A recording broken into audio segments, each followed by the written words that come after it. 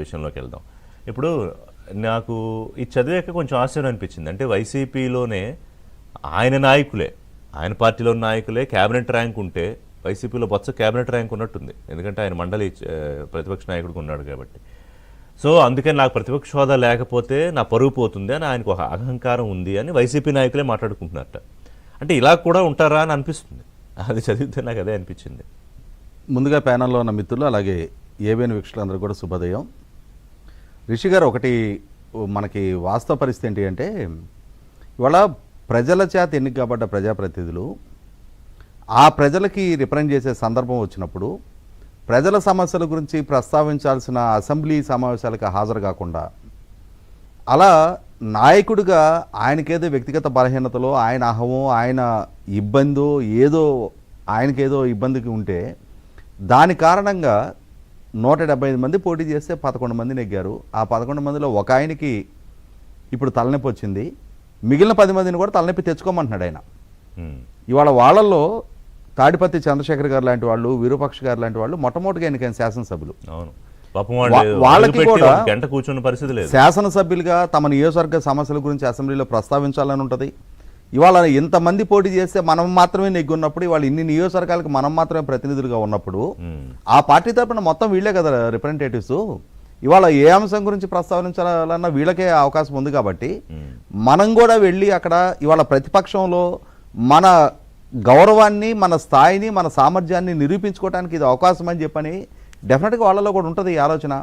కానీ ఇవాళ జగన్మోహన్ రెడ్డి గారు ఒక రకమైన ఫాసిస్టిక్ ధోరణి అనాలి దాన్ని. అంటే నేను వెళ్ళటంలా కాబట్టి మీరు ఇంకెవరో వెళ్ళడానికి వీల్లేదు.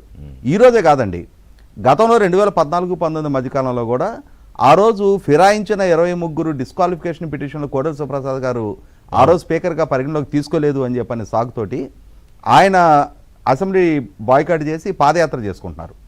నేను పాదయాత్రలో ఉన్నా కాబట్టి నా ఆబ్జెన్స్లో మిగిలిన శాసనసభ పక్షం కూడా హాజరు కావడానికి వీల్లేదు. ఇక్కడ గమనించుకోవాల్సింది ఏంటంటే జగన్మోహన్ రెడ్డి గారిలో ఇంకొక ఇన్సెక్యూరిటీ కూడా ఉండుండొచ్చు. తన ఆబ్జెన్స్లో తన శాసనసభ్యులు కనుక సభకు హాజరైతే డెఫినెట్గా సభకు హాజరైనప్పుడు వాళ్ళు ఇష్యూస్ని లేవనెత్తుతారు. వాళ్ళ సమర్థత కనుక ప్రజలలో చర్చనీయాంశంగా మారితే జగన్మోహన్ రెడ్డి హాజరైనా కాకుండా పలానా శాసనసభ్యుడు బ్రహ్మాండంగా మాట్లాడుతున్నాడు, ప్రభుత్వాన్ని నిలదీస్తున్నాడు, ప్రభుత్వం నుంచి సమాధానాలు రాబడుతున్నాడు అని చెప్పని ఎక్స్పోజర్ అతనికి ఎక్కడ వస్తుందో అలా రావటాన్ని జీర్ణించుకోలేడు జగన్మోహన్ రెడ్డి గారు. ఎందుకంటే మనం గతంలో ఒక అంశం గుర్తు చేసుకోవాలి. జీవిత రాజశేఖర్ గారు ఇరువురు ఈయన పార్టీ పెట్టినప్పుడు ఈయనతో పాటు తిరిగారు. విజయవాడలో ఆ రోజుల్లో కిరణ్ కుమార్ రెడ్డి గారి ప్రభుత్వానికి వ్యతిరేకంగా ఈయన కృష్ణా తీరంలో ఒక నిరసన కార్యక్రమాన్ని టేకప్ చేస్తే భారీగా శ్రేణులు హాజరయ్యారు. రాజశేఖర్ గారు హీరో కదా, కొంచెం డెఫినెట్గా ఆ అపీరెన్స్ తోటి ఆయన డయాస్ మీదకి రాగానే శ్రేణులంతా బ్రహ్మాండంగా హర్షధ్వానాలతో ఆయన రిసీవ్ చేసుకున్నారంట. ఆ పని వెంటనే జగన్మోహన్ రెడ్డి గారు జీవిత గారిని పిలిచి రాజశేఖర్ అన్నని అలా కూలింగ్ గ్లాసెస్ పెట్టుకొని నా ముందు నిలబడద్దని చెప్పాయంట. మన ఓపెన్ హార్ట్ విత్ ఆర్కేలో రాధాకృష్ణ గారితో కన్ఫెస్ అయ్యారు వాళ్ళిద్దరు. ఇట్లా బిహేవ్ చేశాడని అందుకే మేము ఆ పార్టీ నుంచి బయటకు వచ్చామని చెప్పని మన ఛానల్లోనే నేను విన్నా. అది అంటే తనకన్నా ఎవరికన్నా కొంచెం తన శ్రేణులు ప్రాపర్గా రిసీవ్ చేసుకున్నా కూడా జీర్ణించుకోలేని జగన్మోహన్ రెడ్డి గారు ఇవాళ తన ఆబ్జెన్స్లో తన శ్రేణుల్ని, తన ఎమ్మెల్యేలని సభకి హాజరనివ్వకుండా ఇవాళ ఏమవుతా ఉంది, ఆ శాసనసభ్యుల భవిష్యత్తు ఏంటి? రేపటి రోజున మళ్ళీ తిరిగి ప్రజల దగ్గరికి ఏ మొహం పెట్టుకుని వాళ్ళు వెళ్తారు?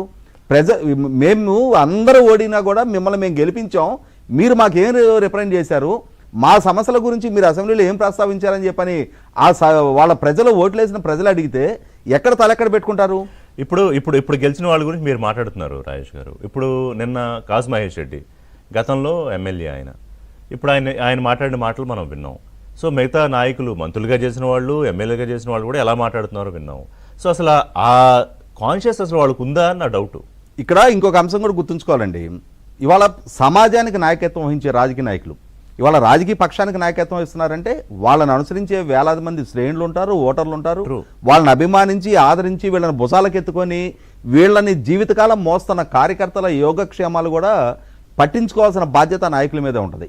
ఇవాళ జగన్మోహన్ రెడ్డి గారు నేను ముఖ్యమంత్రిగా పనిచేసిన నాటి భద్రత నాకు కావాలి అంటున్నాడు.